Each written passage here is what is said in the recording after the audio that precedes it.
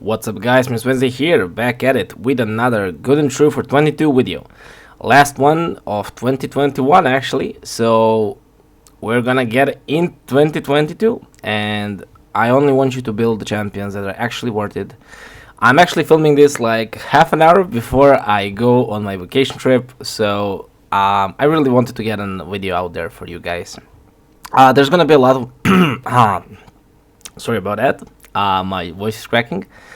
There's gonna be lots of videos coming your way during my vacation time. I already scheduled all of them, so hey, you're gonna get your fix of Mr. Wednesday. So let's get into our index and into sacred order. So we're gonna start off with the legendaries first, as we usually do, and then we'll make our way through the epics and rares in the next video, or actually the one after that. So today we're going to be talking about Cupidus, Cernic, and Venus. Now the reason I'm actually not mentioning champions like Ardiel, Constantine, Glycia, however you want to pronounce it, is because they are really new. All of them have been covered in 2021, so there's no point in me covering them again. If you're interested in how you should build Glycia, I actually have a video about her, like a solo guide, and then also I have Cardiel builds in like tons of my arena videos, so you can find them there. So let's get into it. So we're gonna talk about Cupidus and Venus first, and then we'll get into Cernic. So Cupidus is gonna be amazing for you in basically at least 4 areas of the game. Now, as you know, per my basic videos I have done so far, when it comes to this series, we're only covering champions that are actually worth building, in the sense of you can actually use them in multiple areas of the game. I'm never gonna advise you to, at least not in this series, to like build a champion just for one area of the game. There's obviously some champions that are masters of certain areas, but here we're talking about champions that you can find utility in multiple areas. Now let's see, where can you actually use Cupidus? Well, first of all, he's gonna be amazing for a lot of stuff. You can actually pair him with Venus for your spider team. He's also very viable for Fire Knight. He's very good in Doom Tower as well. And actually, I have seen him being used even in like Gold 4 Arena. He's not gonna be like the craziest best of nukers you can find, but hey, if you perhaps do not have anybody else, he's very viable there. And actually, since Hydra came out, he became one of the best champions for Hydra as well, especially when paired with Venus. So just keep that in mind. He's really good in Hydra, basically all the way up to the highest difficulties. So let's check him out. AoE A1, the reason why he's awesome for Hydra. Also the reason why he's awesome for some other places, as well as like faction wars. You can even use him in like a stun set if you want to use him like a crowd control / damage dealer for like waves in faction wars if you have him. So damage increases by 15% if the target has any debuffs, which is gonna be most of the time, because I mean you will for sure place there's some debuffs at least. Then we have this. I hate usually when legendaries have any skill that has random in it, because I just think that legendaries should not be hitting at random. This is basically like a rare skill, but he actually can also place HP burn, which is kind of nice for Hydra as well. HP burn actually does a lot of damage over there. It's for 2 turns, and he actually hits reasonably hard, so that's the only reason why I'm not hating on the random here. Then over here we have places increased attack on himself for 2 turns, then attacks 1 enemy. 50% chance of placing HP burn on everyone if this attack kills an enemy. Now sadly, this HP burn part will not be something you're gonna be getting in Hydra, given that you actually cannot like kill anybody. Well, technically you can like cut off the head. Also, this debuff cannot be resisted, so actually you can build him with like 0 resistance, and if this happens for like Faction Wars, Doom Tower, wherever else. And then also when Venus is on the same team, he's gonna be inflicting 25% more damage to targets under debuffs, which is why he's insane. And actually, this aura makes him even more insane for Hydra. So actually you can expect some Hydra videos coming your way for Cupidus, because he's just that good. Now let's see what Venus does. Now Venus is going to be even more versatile for the game, there's basically 0 places in the game where you cannot use her. You can use her in Doom Tower, you can use her in Clan Boss, in Hydra, in Arena, basically any PvP type of content. You can use her in basically any dungeon out there, because she will be placing AoE HP burn. Now it is on 75% chance, so not 100%. Still not bad at all. It books up to a 75. If you give her Sniper Mastery, it's gonna be 80% actually. Then she has this 100% chance of placing Decreased Defense and Weaken, and it's actually on a 3-turn cooldown, which is amazing for stuff like Clan Boss, etc. But you can also use her, as I said, like a way to amplify your damage in Arena, and well, alongside the HP burn, she's actually like the perfect candidate for like your spider teams. But as I said, she's very versatile. You can use her basically anywhere else. And also 2 poisons on A1, 50% chance of placing it. Well, actually technically 55 if you give her sniper. Alongside that, removes all the buffs from all enemies. Has a 50% chance of granting an extra turn when Cupidus is on the same team, which is why those two together are gonna be amazing for your Hydra. So if you perhaps did not look into using them in Hydra yet, you definitely should, because she can actually just remove all the buffs the Hydra will be placing. We know the Hydra is gonna be placing reflect damage, ally protection, etc. So hey, just a great way to actually take those out of the well, basically the fight, and give yourself an opportunity to actually deal all the damage that you actually want to dealt. Before we get into Cernic, I just want to actually explain how I would go about building Cupidus and Venus. I do want to point out Cupidus is definitely going to be there for damage, unless you want to use him for like a stun set, for like Faction Wars or something similar. So 100% crit rate, as high attacks possible, crit damage as high as possible again, and just get him to nuke your opponents down. He's gonna be great at it. Now for Venus, she's actually gonna be how should I put it? It's gonna be difficult to recommend one strict way of building her.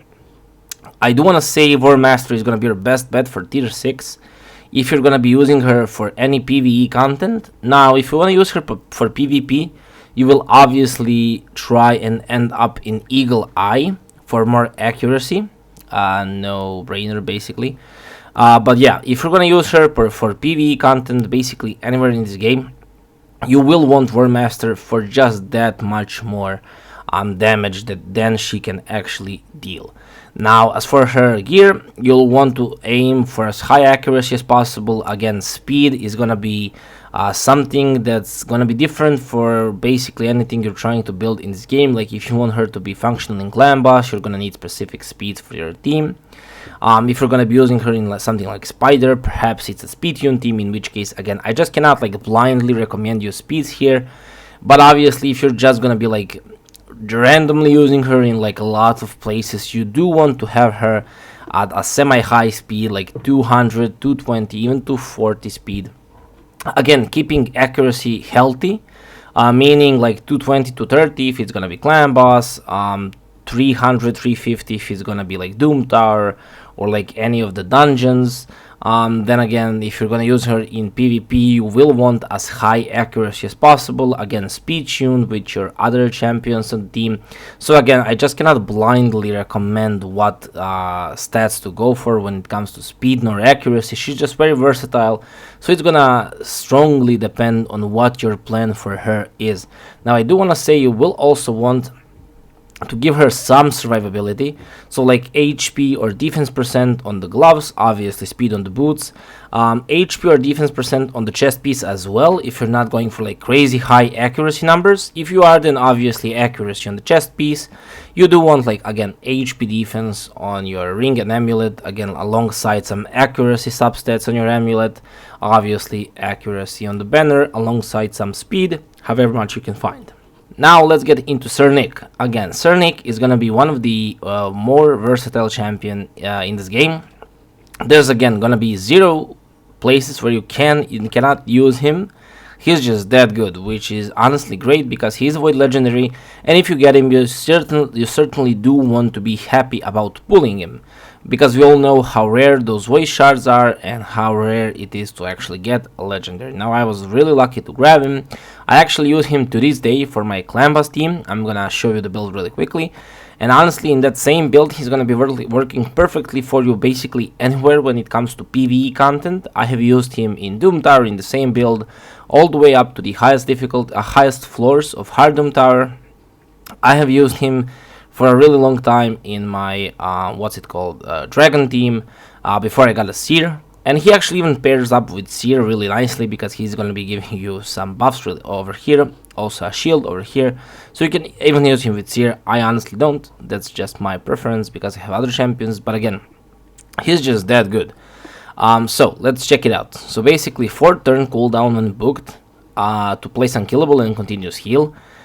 Then we have a shield over here on 3 turn cooldown, a major shield, and a very high multipliers overall, and then also a chance of placing freeze over here. This debuff cannot be resisted, which is amazing, meaning you do not need any accuracy on him, and the only debuff he can place, he will be placing no matter what your accuracy is. Now his aura is also really nice, and the part I love about him is he actually only needs 10 books, which is, I mean, like, we got legendaries who need like 18, 20 books, so 10 is really nice. He's also HP based, very high HP, really nice speed, so you can actually keep him tanky really easily, also really fast really easily, and he's gonna do work for you. Now, can you use him in any PvP content? You can. I'm not gonna say you cannot, but honestly, he's definitely not gonna be like my first choice. Like, if I'm doing a takeover and I see him, I'm not gonna be thinking, oh, I'm 100% using him. I'm only using him if there's nobody else who's better. But honestly, he's not bad for it. Like, if you have nobody else, like a better choice for like survivability, he will definitely help you in player versus player type of content as well. As we all know, amazing for clan boss teams. So let me actually just grab him really quickly. Why is this not exiting out? So let me just grab him really quickly. I'm pretty sure he's in my vault. Yeah, I'm gonna show you his gear now. It's nothing insane. As I said, I just use him for PvE content. So you can see like 85k HP, 245 speed is what I need for my clan boss team to work. 2 high crit rate. I tried like lowering it by basically lose damage, because I either lose HP or crit damage if I'm trying to lower the crit rate. So I just decided to go with it for now. And then I do have him booked, obviously. Now, if you're not gonna be using him in clan boss, then the best bet to go for is definitely gonna be Immortal, or I'm trying to figure out the name. It's not Deflection, it's what's its name? Resilience gear over here. So it's either gonna be Resilience or Immortal gear. Honestly, people still think Immortal gear is gonna be better for you than Resilience. That's 100% not the case. Immortal is only going to be better for you if you actually need healing alongside it. If you do not, then Resilience set is actually going to make your champions much more tanky than Immortal gear. Otherwise, when it comes to masteries, as I said, I believe these 2 trees are going to be working perfectly for you everywhere when it comes to PvE content. As I said, I'm just not going to recommend using him in any PvP content, so I'm actually not going to show the masteries here, because I just wouldn't recommend it, as I said. But if you have to, obviously you will want to end up in Helm Smasher to be able to deal just that much more damage. That's actually gonna be the end of this video. I just wanna wish you all Happy New Year's again. Also, I really hope you get to spend your New Year's Eve however you wanted to or plan to. I know there's a lot of COVID restrictions out there. It's not easy on any of us, but I truly hope that you're one of the lucky people who actually get to spend it with their loved ones, with their family, or somewhere outside, depending on what you're allowed to do. I truly hope 2022 brings all of us much more love, much more luck, and hey, perhaps a new legendary you actually want. Much love for Mr. Wednesday, and until the next video, signing out.